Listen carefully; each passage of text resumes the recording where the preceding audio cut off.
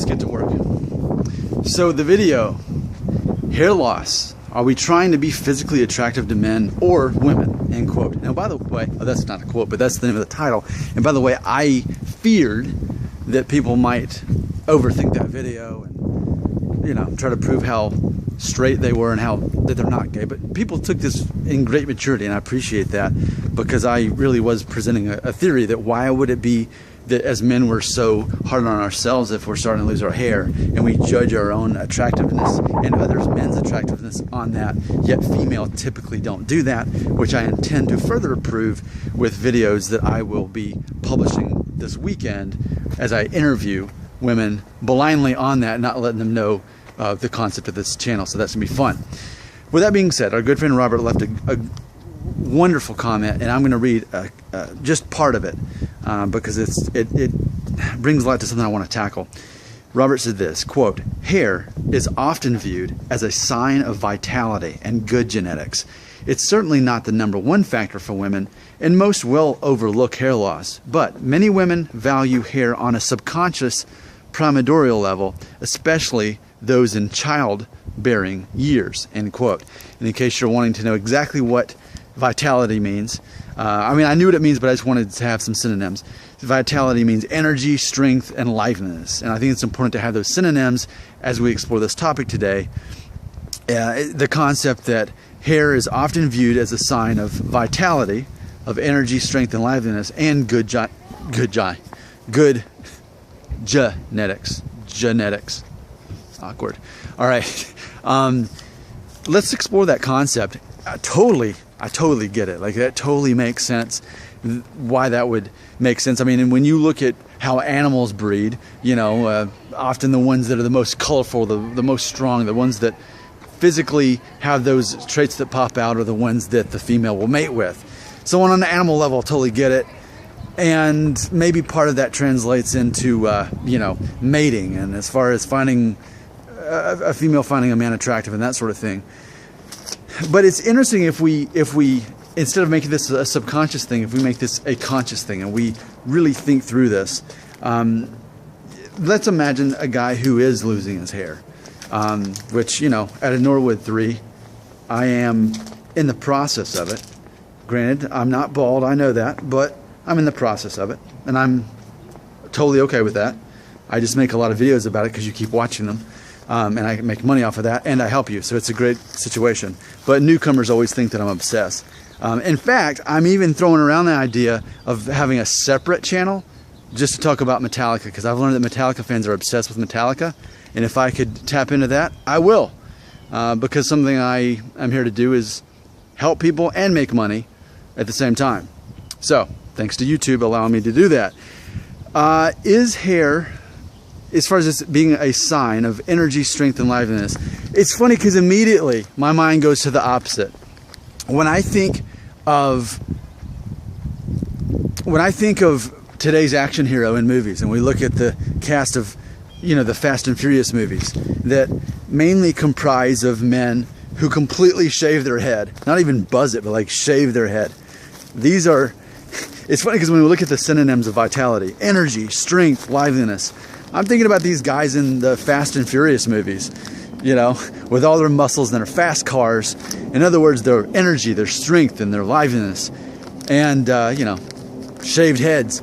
It's funny because when my mind thinks of a strong man, I'm always going to picture, I'm going to picture a guy with no hair. So that's interesting, because if subconsciously people, if females or even ourselves, if we're viewing ourselves as being strong and lively by the fact that we still have hair, yet that's not what I'm seeing in these movies. And even just the thing too, that like tough guys, I'm sorry, but I'm going to picture a guy with a shaved head. And I asked that a few weekends ago, you know, as far as what do you picture as far as a masculine man, what does his hair look like? And even then, the overall consistency was a guy with short hair. But I'll put it this way. Somebody I work with, she's just this little girl. And I haven't interviewed her yet, but maybe I will in the future. She's just such a petite little girl. And she had told me that, I mean, she's like 26, but still, physically she's just so small and petite. And she had told me that her boyfriend either is or was a bouncer. So naturally, I'm picturing in my head what he looks like. To know that she's so petite, and he's a bouncer or was a bouncer, I'm already picturing like this guy who's probably 6'3", 6'4", and shaves his head. I don't know if he has hair or not, and if I interview her, I guess at the end of the video I'd find out. I'm not going to find out until I interview her, if I do. But it's just funny, that's where my mind goes. If I want to think of a man who has vitality, in other words, energy, strength, and liveliness, and I know Tom Cruise is what? He's mid-50s, and he's got a perfect Norwood hairline or whatever, but assuming that it's real, because I say that it's not. I'm telling you, one of my favorite military movies is Born on the 4th of July, which I think was filmed like 30 years ago in 1987, I think. And I'm telling you, he had at least a Norwood 2 going on, at least, because there's one part. And I don't think they did that just to make him look older, because it was part when he just got out of the war and he would have been in his early 20s. So I would speculate that that's not Tom Cruise's real hair. Ultimately, I don't care. I'm just speculating that. Okay, but if we need someone who is older and has a full head of hair and is an action star, then we could say Tom Cruise is the exception to the rule. But I'm still going to go back to this buff, built, bald guy. To me, that encompasses vitality. For me. I also want to follow up that concept with this. Good genetics. Good genetics. And when I think of good genetics, as far as the concept of mating, breeding, whatever you want to call it, I'm thinking on a very base level, potency. You know, a man who is able to not simply be able to, you know, have children, but able to have healthy children. I think in the subconscious sort of frame of mind.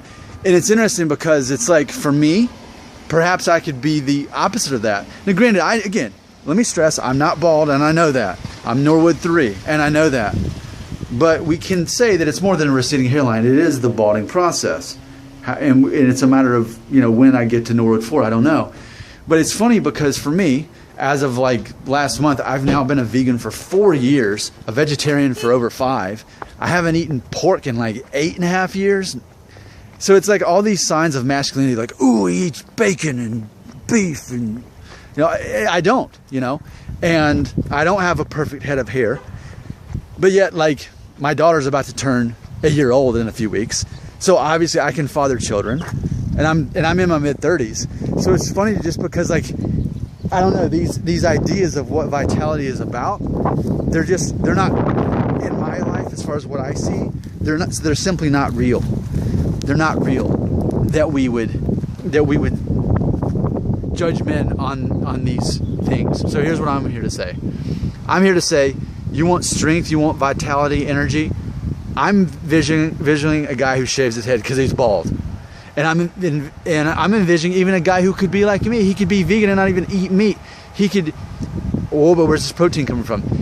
I totally challenge the status quo as far as what people think, you know, masculinity and strength is all about.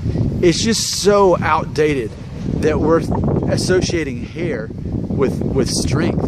I actually associate it the opposite. I say bald guys definitely seem stronger and livelier, if you ask me.